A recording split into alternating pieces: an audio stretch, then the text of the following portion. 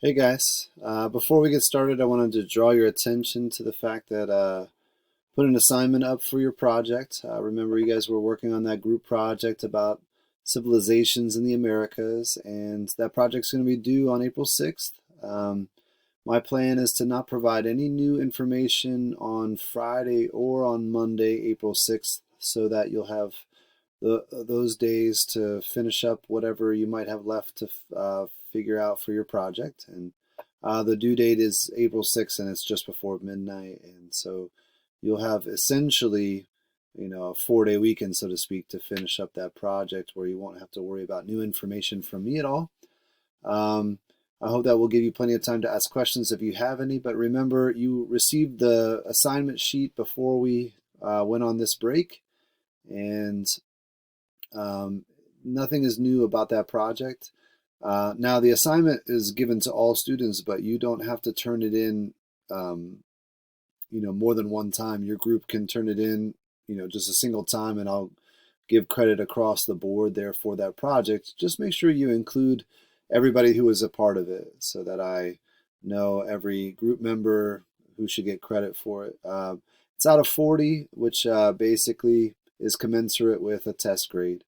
And hopefully that'll be a good solid start for you guys for the fourth quarter here. And yeah, so Friday and Monday will be given to work on that, and just make sure you get it submitted to me one way or another by midnight on Monday, April 6th. Today I want to make a pretty quick work of the video. I want to make sure that we're leaving space in your day for the various things you've got going on with all the different classes you're keeping up with.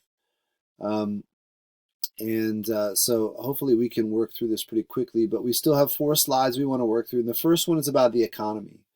We haven't really talked much about the economy other than to say that aristocrats had access to the land and the peasants really didn't. They worked the land for their sort of feudal lords. But in this case, we want to get a little bit more detail. One of the things that we're going to notice then is that early Japan was essentially a farming community. Now, of course, Japan has changed significantly over the years and is very technology driven these days. But the truth is, its roots are in farming. But that's interesting because you'll remember, in terms of geography, there wasn't that much farming land available. About 11% of the islands are really able to be farmed. So what they tended to do was to go with the sort of the most bang for their buck, get the most produce out of small sections of land. And one of the crops that really allows for that is rice.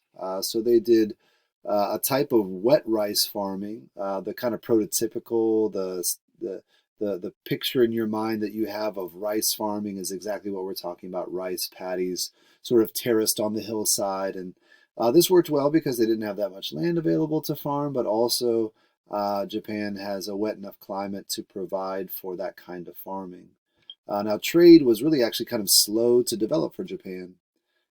They were on the barter system for quite a long time, all the way through the 12th century. So that's about 500 years where essentially all they did was trade and barter amongst their villages and didn't really exchange currency, although they will begin to do that slowly as they start to trade with the outside world, which is something that starts to happen really during the Kamakura period as they're starting to manufacture stuff on their own, paper, porcelain, cast iron.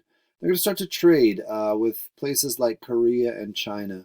And you can see there, Japan is going to be shipping out raw materials and paintings and, interestingly enough, swords.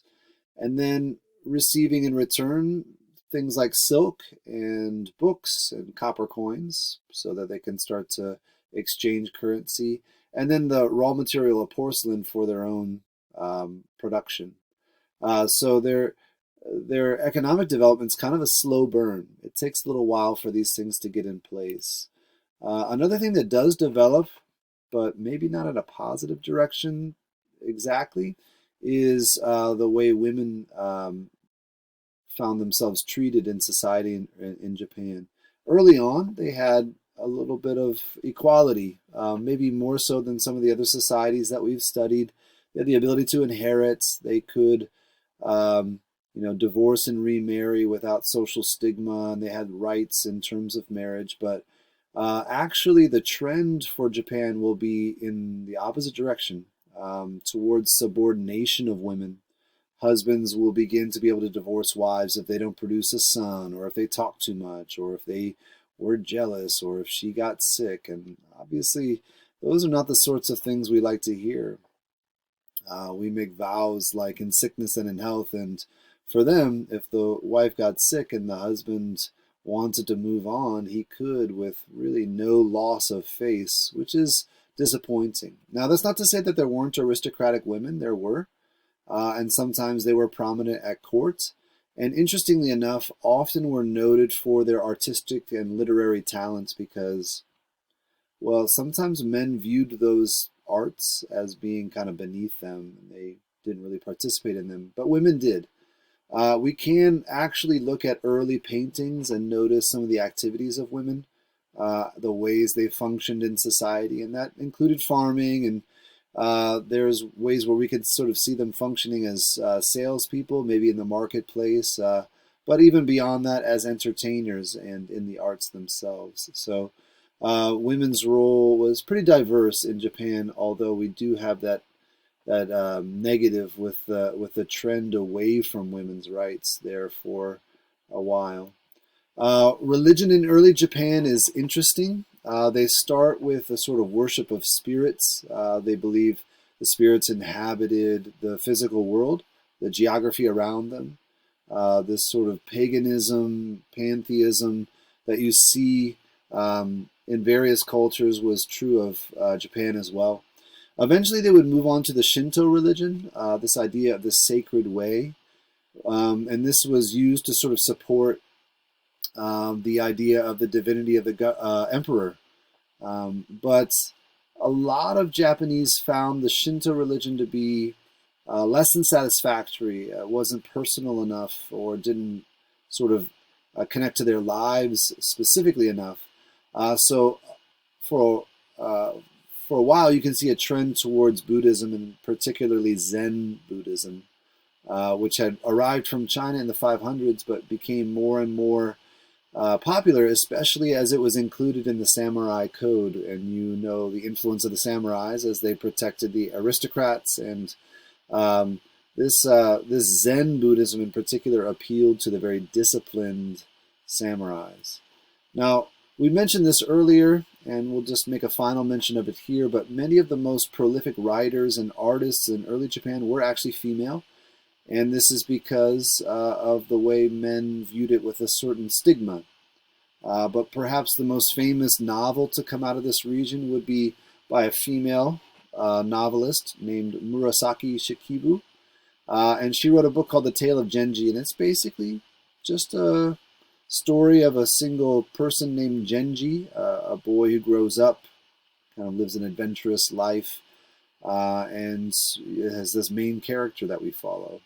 Now, that's not to say that there weren't other ways that Japanese express themselves artistically, and maybe the most foundational is their architecture and their really precise attention to detail when it comes to their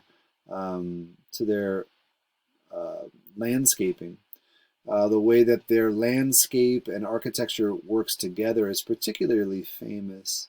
And this is something that I hope to kind of give you visuals of maybe tomorrow. But that is, certainly one of the things that sort of leaps off the page about the Japanese is their really refined eye for the way architecture should fit with the land and the way the landscape should work with all of this. And maybe the prime example of this is what's called the Golden Pavilion.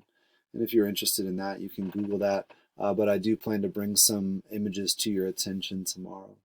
Anyway, I hope you're doing well. I miss hanging out with you guys, and I hope that the daily ins and outs of school are not starting to get back to boring for you, but you're still sort of finding it fun to learn and maybe even interact with each other about the class content. So I hope you're doing well, and I hope to hear from you at some point too. Bye.